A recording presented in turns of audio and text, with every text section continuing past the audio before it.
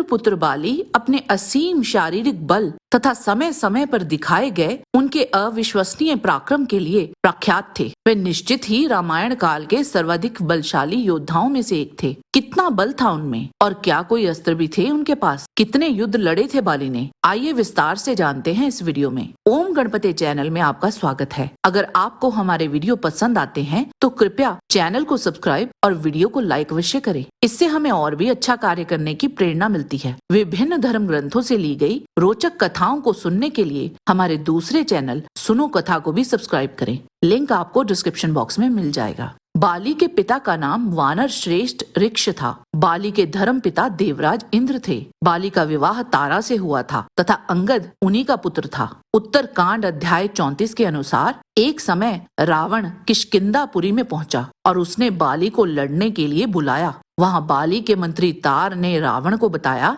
कि बाली दक्षिण समुद्र की ओर गया है। रावण भी पुष्पक विमान पर सवार होकर तुरंत वहां पहुंच गया। बाली ने रावण को देख लिया और रावण के वहां आने का अभिप्राय भी भांप गए। उस समय एक दूसरे को पकड़ने की कामना से वानर राज और राक्षस राज प्रयत्न करते हुए अपने बल का प्रदर्शन करने लगे और एक समय बाली ने रावण को पकड़कर अपनी कांख में दबा लिया और तब वह बड़े जोर से आकाश में उड़ गए। बाली रावण को बार बार दबाकर पीड़ित करते थे और उसे नोचते खसीटते हुए फिर रहे थे।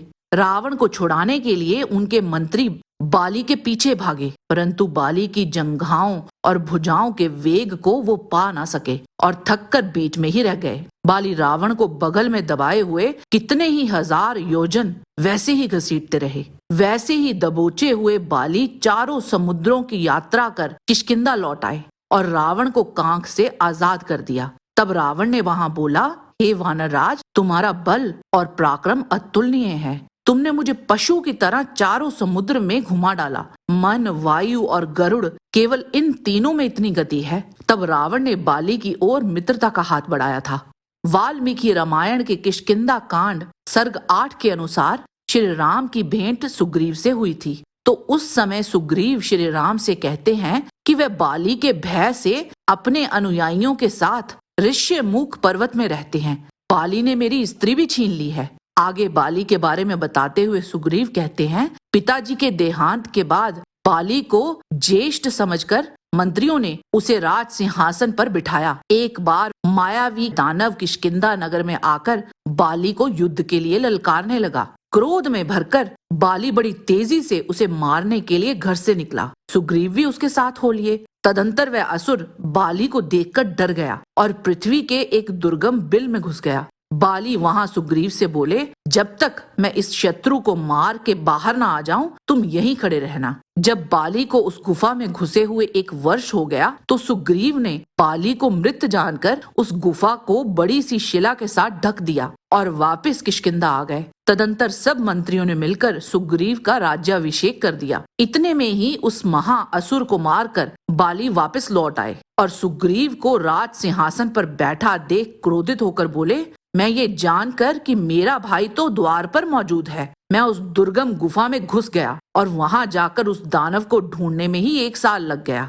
जब वह भयावह शत्रु मुझे दिख पड़ा तो मैंने सपरिवार उसको मार डाला। जब मैं उसको मारकर वापस आया तो गुफा का द्वार बंद पाया। मैंने सुग्रीव सुग्रीव कहकर पुकारा। जब किसी ने उत्तर नहीं दिया तो मुझे दुख हुआ। मैंने लातों से ही उस पत्थर को तोड़ डाला और यहाँ नगर में आया। इस क्रूर सुग्रीव ने राज्य पाने के लोभ से मुझे गुफा में बंद कर दिया। सुग्रीव ने भी अपनी स्थिति को बाली को समझाने का बहुत प्रयास किया, तो भी बाली ने सुग्रीव को वहां से निकाल दिया और उसकी स्त्री को भी रख लिया। वाल्मीकि रामायण किष्किंधा कांड के सर्ग 10 में सुग्रीव बाली के पौरुष तथा पराक्रम को बताते हुए कहते हैं कि बाली सूर्य उदय होने से पूर्व पश्चिम तट से पूर्व समुद्र तक और दक्षिण समुद्र से उत्तर समुद्र के किनारे तक घूम आता है, किंतु इतनी दूर चलकर भी वह थकता नहीं। वह महापराक्रमी बाली पर्वतों पर चढ़ उनके बड़े बड़े शिखरों को हाथ से गेंद सा बनाकर उछाल कर फेंक देता है। वनों में बड़े बड़े वृक्षों को उखाड़ के फेंक देता है।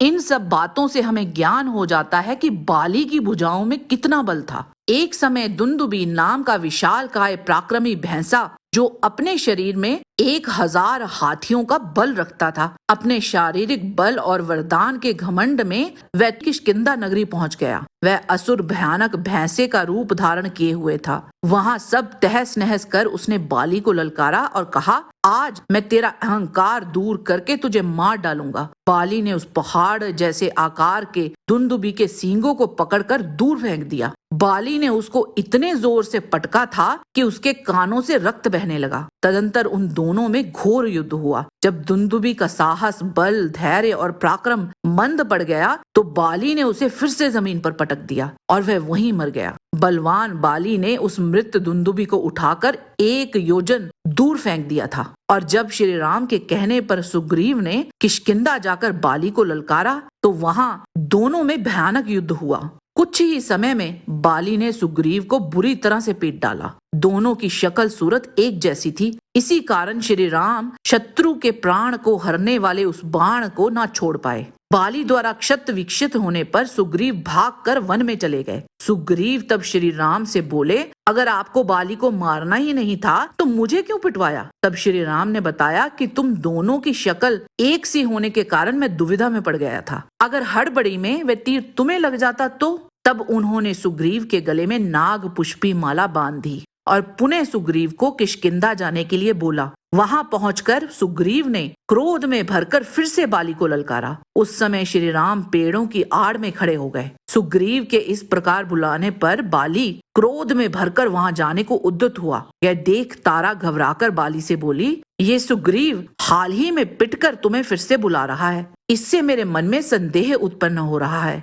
बिना सहायता पाए सुग्रीव यहाँ आने वाला नहीं है। वह बड़ा ही चतुर है। परंतु बाली ने तारा की एक न सुनी और सुग्रीव से युद्ध करने के लिए पहुंच गया। पहले की ही तरह उन दोनों में भीषण युद्ध हुआ। दोनों एक दूसरे पर घात कर रहे थे। इसी बीच बाली का पराक्रम बढ़ रहा था और सुग्रीव का घटता जा रहा था और वह इधर उधर देख रहा था। तब श्री राम ने बाण चला दिया जो सीधा बाली के छाती में लगा और वह वहीं गिर पड़ा। गिरने के पश्चात भी बाली के शरीर की शोभा, प्राण, तेज और पराक्रम नष्ट ना हुआ, क्योंकि इंद्र द्वारा दी गई माला ने बाली के प्राणों को, तेज को और शोभा को रोक रखा था। उस सुवर्ण की माला ने उस समय तक उसके प्राणों को निकलने नहीं दिया था। उस समय बाली श्री राम से बोला, मैं तो तुम्हें श्रेष्ठ कुल में उत्पन्न हुआ मानता था, अथवा दूसरे से युद्ध में प्रवृत्त हुए मुझ पर तुम बाण नहीं छोड़ोगे, मेरा यही विचार था। मैंने तो तुम्हें देखा भी नहीं था, परंतु अब मैंने जान लिया कि तुम कोई धर्म की ध्वजा उड़ाने वाले अधर्मी